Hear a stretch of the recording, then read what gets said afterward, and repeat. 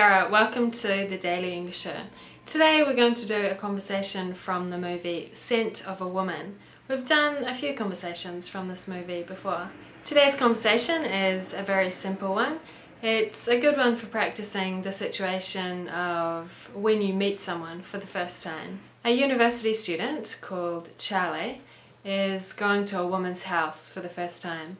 She put up a notice for a job advertisement at his university and he answered the ad and then he goes around to her house. It's Thanksgiving weekend and the job is to look after somebody while the rest of the family goes away for the weekend. When he arrives at the house, Charlie says, "I'm here about the weekend job." I thought it'd be interesting to study the structure of the questions the woman asks Charlie. She says, "You're available for the whole weekend?" and "Not going home for Thanksgiving?"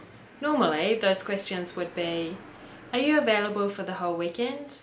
and "Are you going home for Thanksgiving?" But she's expecting the answer to be yes, because he wouldn't have applied if he was not available for the whole weekend or if he was going home for Thanksgiving. So she's just checking or confirming. You've probably learnt that to make a question you usually need to use a word like who, when, what, why, where, how. But of course it doesn't always have to be that way.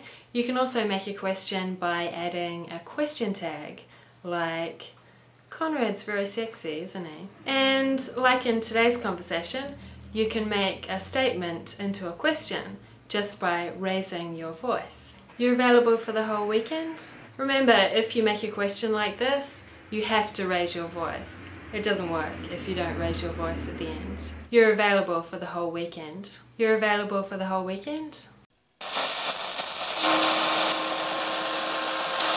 Kia ora, in Stick News today, a Spanish man was arrested after he went for a naked swim in the moat around the Imperial Palace in Tokyo. This morning, a Spanish man visited the Imperial Palace in Tokyo, Japan, with a group of Spanish friends. At 11:20 a.m. he approached the police and said in English that he had dropped his bag in the moat. Then he jumped in the moat and started taking his clothes off while swimming. The police went to pick him up in a boat, but the naked man tried to escape. Stark naked, he climbed up the palace wall while throwing rocks at police officers. Police called in reinforcements and about 50 emergency services personnel arrived at the scene. It took them an hour and 40 minutes to capture the naked Spaniard. According to news reports, a crowd of around 300 people gathered to watch the shenanigans. And that was Stick News for Tuesday the 7th of October. Kia ora.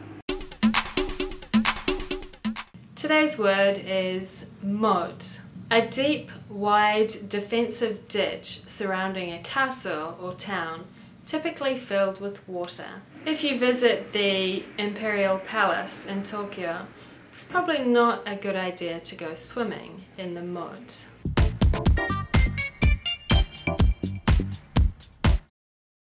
Yes? Come on in. I'm sorry, the school gave me your name, but I've forgotten it. How are you, Charlie? Right this way. You're available for the whole weekend? Not going home for Thanksgiving? Good. Hi, Mrs. Rossi? I'm here about the weekend job.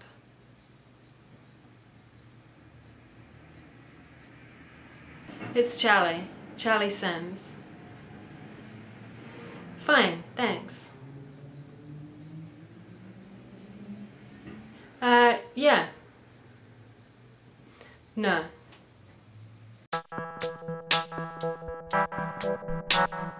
Imperial. A. Of or relating to an empire or an emperor. B. Of or relating to fish. C. Impossible. A. Moat. A. A kind of ditch. B. A male boat. C. A royal swimming pool. A. Stark naked. A. Naked upper body. B. Naked lower body. C. Completely naked. C. Spaniard. A. A kind of cat. B. A Spanish person. C. A professional swimmer. B. Shenanigans. A. Motivation. B. Innovation. C. Mischief. C. And that was the Daily English Show. See you tomorrow. Bye.